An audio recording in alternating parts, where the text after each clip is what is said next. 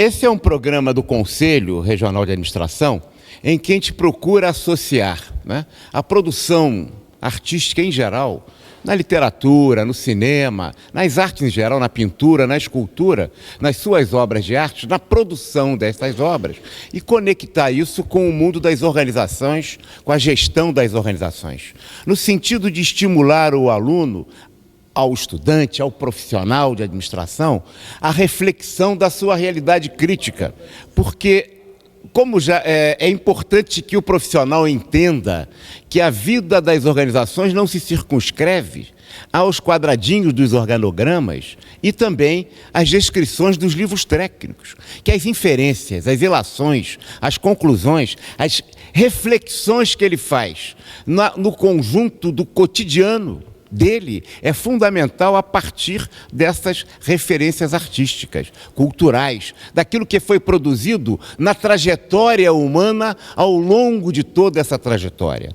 É comum, é quase lugar comum se dizer que a arte imita a vida. E é verdade, mas a gente precisa compreender que a vida ela é fecundada. Né? Melhor dizendo, que a arte é fecundada, semeada, aprofundada muito pela reflexão da própria realidade da própria vida. A arte só vai ser útil, né? Ela só se tiver sentido para o cotidiano das pessoas. Ora, 1606, e isso vive século XVII, isso me faz lembrar Levi Strauss, que dizia o seguinte: a natureza do homem, né, é permanente e universal. Se nós olharmos os dramas descritos por Shakespeare nesta peça Rei Lear, eles são absolutamente presentes no cotidiano nosso, de cada organização, de cada realidade social.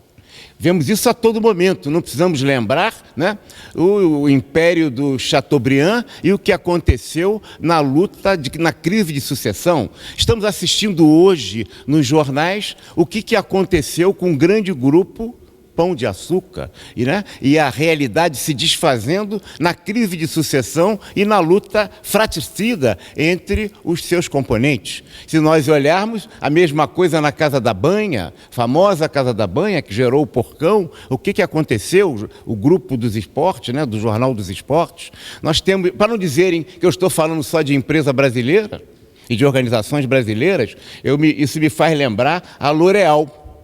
A L'Oréal hoje está na crista da onda, porque exatamente a crise de sucessão, a matriarca briga com a filha por causa de um fotógrafo 50 anos mais novo do que ela, e está, então, a L'Oréal vivendo uma crise de identidade e de sucessão. Ora, o cartório, as juntas comerciais são absolutamente repletas de necrológios todos os dias de organizações que acabam assim, na crise de sucessão. Ora, é preciso que a gente reflita, né, que muitas vezes o fundador, ou ele muda, ou afunda, né, aquilo que ele criou. E um conceito talvez importante, não se trata aqui de fazer necessariamente uma palestra, mas apenas compartilhar algumas reflexões com os colegas aqui presentes, é que não há dúvida, né, não há dúvida de que efetivamente, se nós olharmos bem, quando a gente vê esse contexto do mundo das organizações e desse cotidiano, a gente vê a dificuldade muitas vezes, porque efetivamente, às vezes o sucessor não consegue fazer a sucessão. O que a gente nunca se pergunta é que se ele quer fazer essa sucessão de fato. Muitas vezes, né, o maior ativo de uma organização pode ser simultaneamente o seu maior passivo.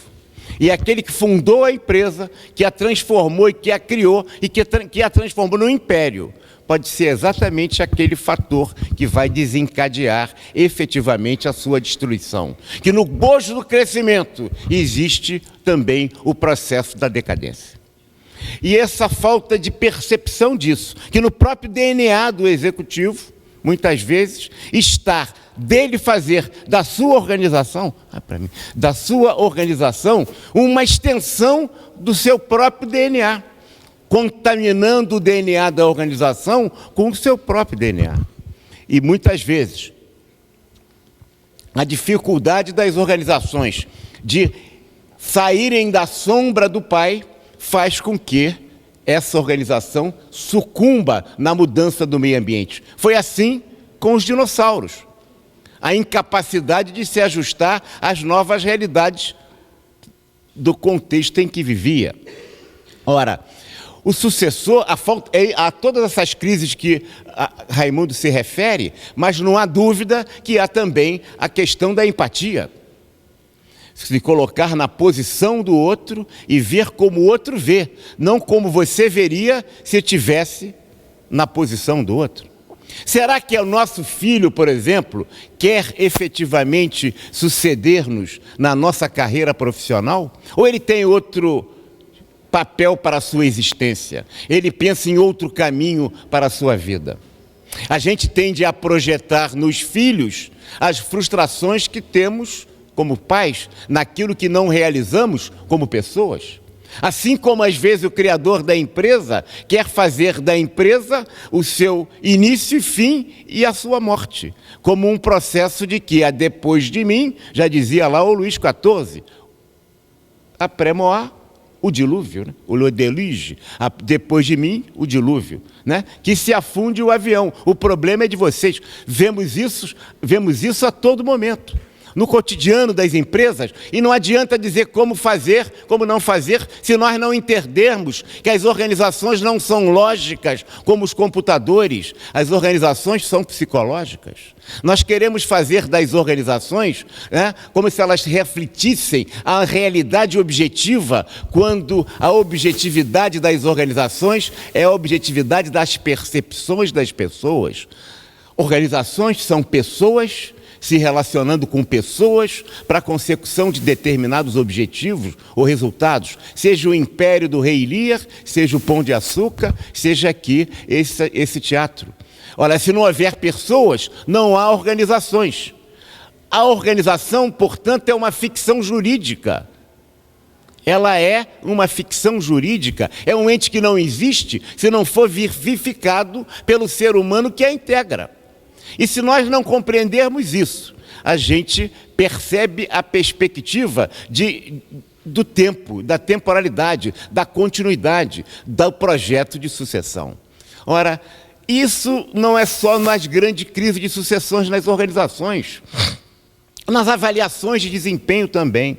Nós, quando avaliamos desempenho no mundo do trabalho, às vezes porque aquele funcionário ele é frequente, ele é assíduo, ele chega na hora, ele diz assim, se ele é frequente, se ele é assíduo, se ele chega na hora, é porque ele tem um bom desempenho, ele deve ser promovido ou ganhar um aumento.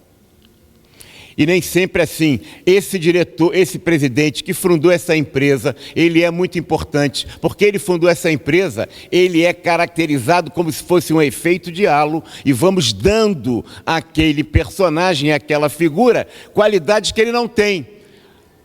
A qualidade, porque as pessoas não são avaliadas só nos seus desempenhos, pelos seus ativos, mas também pelos seus passivos. Entendemos olhar muito mais e valorizar demais o ativo, esquecendo o passivo. Ele é ativo ou ele é apenas hipercinético?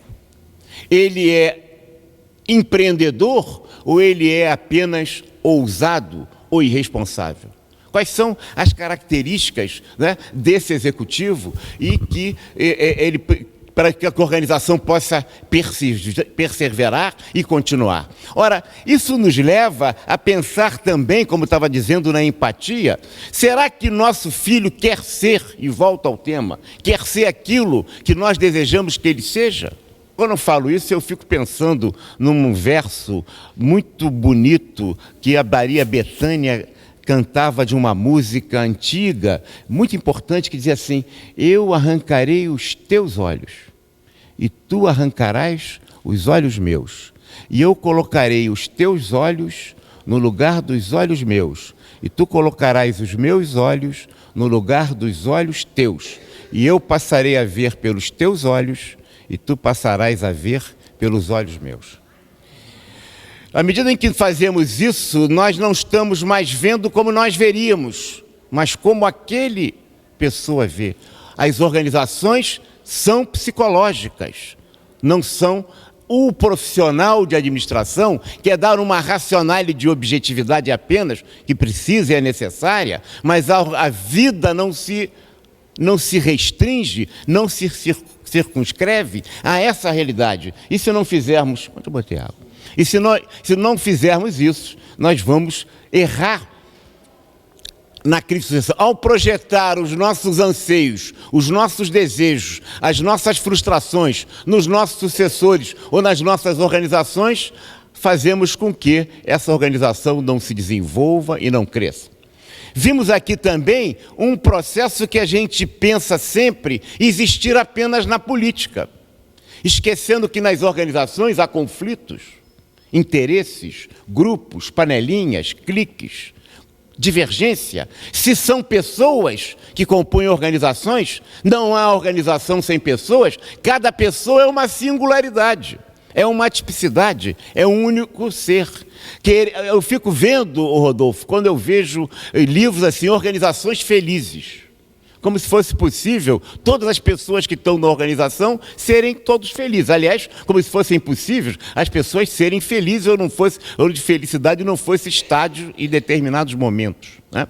E como se a felicidade fosse o estado permanente. Bom, então não estamos na Terra, estamos no paraíso, para aqueles que acreditam, né? E para todos nós que acreditamos ou não. Acho que seria muito chato. Deve ser, né? Mas há conflito. E as pessoas são diferentes. Se há conflito, se as pessoas são diferentes, há que atender a essas diferenças circunstâncias. E se há pessoas se relacionando com pessoas, dizia lá, né, os fins justificam os meios. Quando Shakespeare escreveu isso, talvez ela estivesse pensando exatamente na perspectiva, né, da Carminha com o tufão. Toda hora a gente escuta isso na novela Avenida Brasil, 4 séculos depois. Quando a gente vê o Carminho e o Tufão, eu logo penso em personagens no Conselho. E fico pensando quem é lá no Conselho, a Nina, tá certo? E o Jorginho, tá certo? Então, as organizações são assim, a gente pensa que não. O nosso Machado de Assis dizia que o cinismo é a sinceridade do canalha. E está na moda agora, né? Que é o politicamente correto. O politicamente correto, eu fico pensando, eu acho sempre muito interessante, porque quem é político não é correto. Quem é correto não é político. Aí eu fico pensando, as organizações têm isso também. O que é o politicamente correto? É que faz tudo que está no gibi, mas ele é egoísta, é invejoso, né? Ele quer o posto do outro, quer. Ele está querendo, e para isso às vezes tem que dar uma derrubadinha. Essas coisas acontecem no mundo do trabalho, no mundo das organizações? Sim, e aí nós vivemos também muito de hipocrisia. Viu, a gente estava escrevendo uma chapa lá no Conselho. Se algumas pessoas tivessem feito o que estão fazendo agora, o que dissimulavam que não fariam, certamente não estariam inscritas na chapa. E foram inscritas por quê? Porque dissimilaram o comportamento. O ser humano tem essa característica, é absolutamente capaz de dissimular o comportamento. E por que ele faz isso na política? Não faz isso na empresa? Por que não faz isso na família? Muitas vezes também faz. E a gente não percebe isso. E o profissional de administração fica pensando que os vetores que determinam única e exclusivamente o mundo do trabalho é o mundo da racionalidade lógica. Como se as pessoas e como se o administrador fosse um biólogo que ficasse olhando através do seu microscópio os bichinhos se relacionando. Ele faz parte desse processo. A hipocrisia virou o vício da moda. Hoje, ou já era no tempo de Shakespeare, do Rei Lear. E o vício na moda acaba virando virtude. E os hipócritas é que acabam recebendo o reino, e as filhas hipócritas, cínicas, é que receberam o reino, as partes do reino do Rei Lear. E vemos ali que o existencialismo ser versus ter, né? Eu sou, mas tenho, não tenho, não tenho. No fundo, no cotidiano das empresas, se reedita hoje, e já estou concluindo, né? Se reedita exatamente hoje, não no ser e ter. Esse ter agora é ser, versus fazer. As pessoas são o que fazem. A hora que ele perdeu o cargo, ele passou a ser o nada. E ficou absolutamente a Deus dará. E a hora que ele perdeu a função, ele deixou de ter. E quem passou a ser foi aqueles que faziam o exercício do poder no mundo das organizações. E esse negócio ficou tão sério hoje no nosso cotidiano, que a gente mais vale pelo cartão de visita que a gente tem do que pela pessoa que nós somos. Cada vez mais, e cada vez mais esse drama é mais profundo na nossa existência, que quando a gente está desempregado, a gente bota um terninho, para os vizinhos não acharem que estamos desempregados, e vamos sair certamente e voltar no final do dia. E quando perguntam qual é a função que eu estou exercendo, de cada 10 desempregados, colegas administradores, 11 dizem que são consultores. De nada, né? A maioria dos consultores não consultam coisa nenhuma. Isso tudo nos leva, né? Por que isso? Porque a existência da realidade das organizações, a desumanização do mundo do trabalho, a mudança dos processos de relação do trabalho fazem com que a leitura, para nós, profissionais de administração, de textos como esse, do Rei Lia, da vivência de assistir uma peça como essa, pensar no cotidiano nosso, na família, na nossa comunidade, na nossa igreja, no nosso clube associativo, na nossa organização, na visão que temos do mundo. Senão a gente fica achando, né, que a política é isso mesmo, nós estamos o politicamente correto, e as relações, porque a administração vai resolver tudo, vai resolver se nós, enquanto cidadãos, entendemos que a administração não é só técnica, ela tem um conteúdo, né, de comportamento humano fundamental. Portanto, é nesse sentido e nessa passagem rápida que a gente tem aqui, vindo a Teresópolis, né, o Conselho tem um convênio com o Instituto Chiquinha Gonzaga e a gente tem realizado essas atividades permanentemente, no sentido de sensibilizar a nossa categoria à importância, né, efetiva da expansão e da inserção da nossa profissão no mundo da realidade das empresas e das organizações. Antes se discriminava o portador de deficiente, o negro, a mulher, e através do retrato que se pedia, e se proibiu. Agora, pelos exames de DNA, quando se pede um fio de cabelo para fazer o exame. Cada vez mais as organizações fazem isso. E nós precisamos, enquanto profissionais, entender não só o nosso papel técnico de dar maior eficiência às organizações, mas a transformá-los em espaço mais justo, mais humanizado, mais realizador de um ser humano, não no modelo que temos hoje, mas no modelo que precisa ser transformado. Porque toda atividade humana hoje é feita e por organização, e toda atividade humana feita por organização, que a gente vê não basta conquistar no direito de cidadania, no direito de processo democrático, o voto no deputado, no presidente, no governador, e consolidar essa democracia, até porque entendemos que ao se conquistar a democracia, de novo, o germe da contramudança e da contracultura inerente à própria democracia é o apoliticismo, o desinteresse, o descaso da participação política.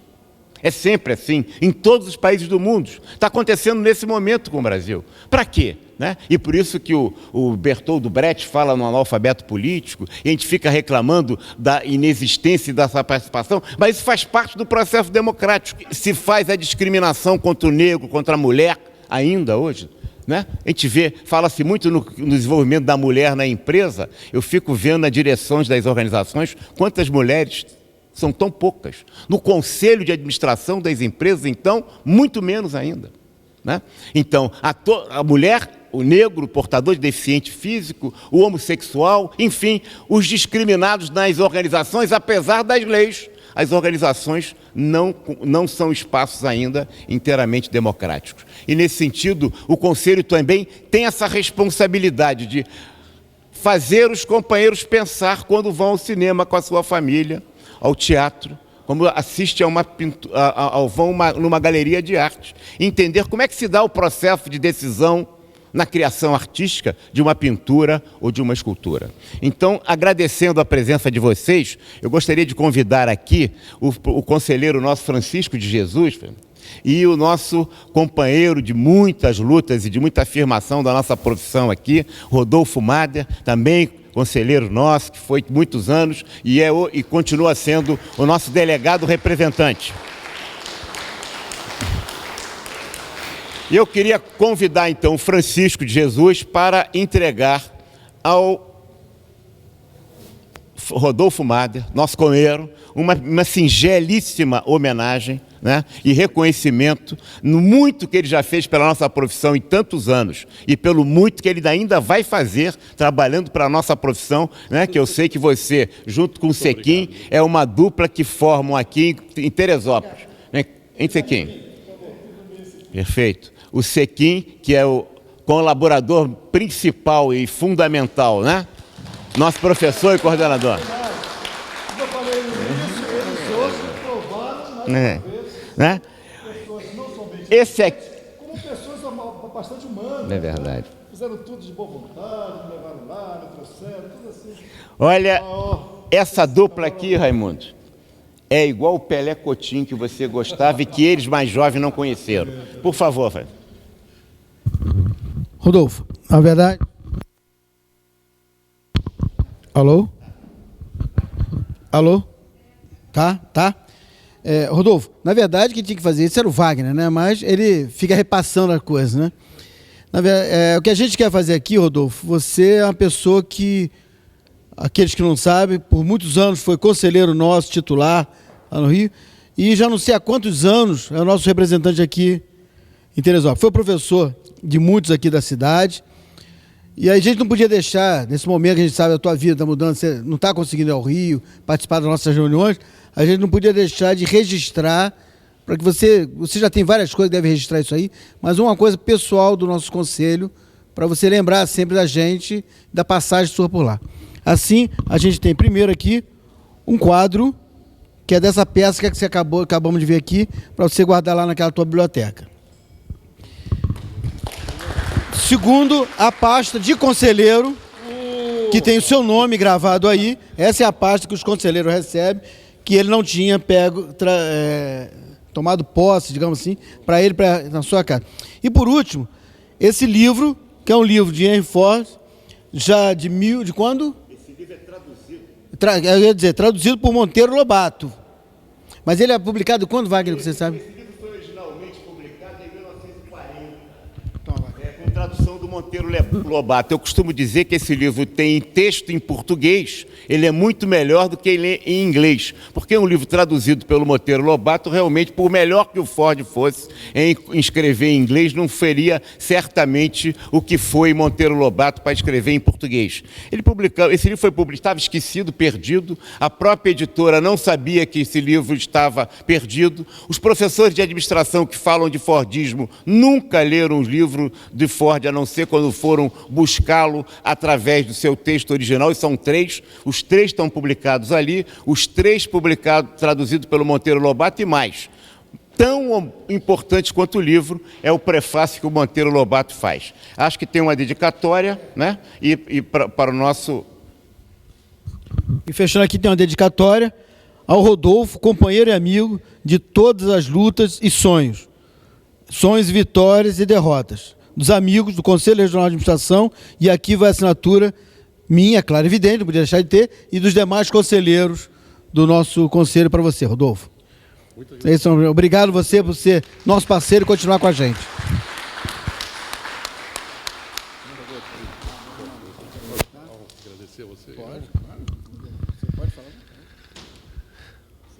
Fui pego de surpresa. Evidentemente que isso aí é sempre um momento de muita emoção, né?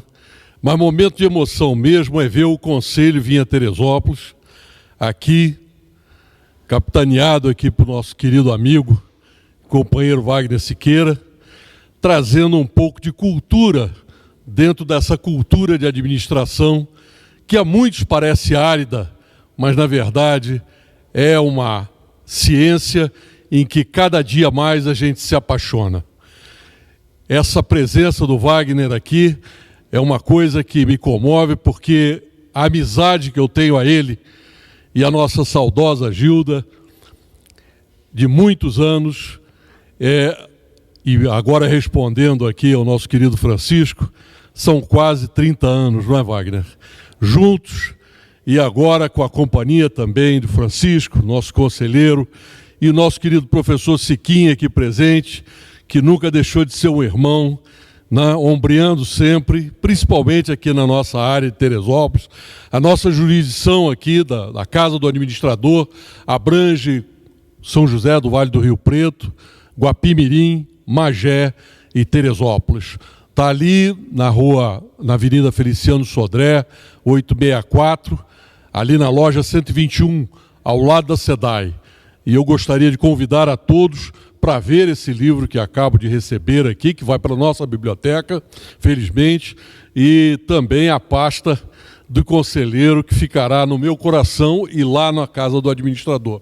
E agradecendo aqui ao grupo Chiquinha Gonzaga, que foi uma belíssima apresentação. Eu vou lhe dizer com toda honestidade, eu olhava aquilo e dizia assim, meu Deus, há séculos atrás o homem já fala a mesma linguagem de hoje em dia, né?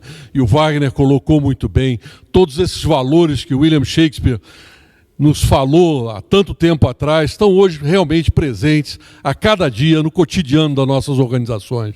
Isso é uma coisa que nos ajuda a identificar, ajuda a avaliar melhor nas nossas relações e, evidentemente, eu quero agradecer a todos vocês aqui também, que estão presentes até agora, conosco aqui no final dessas avaliações.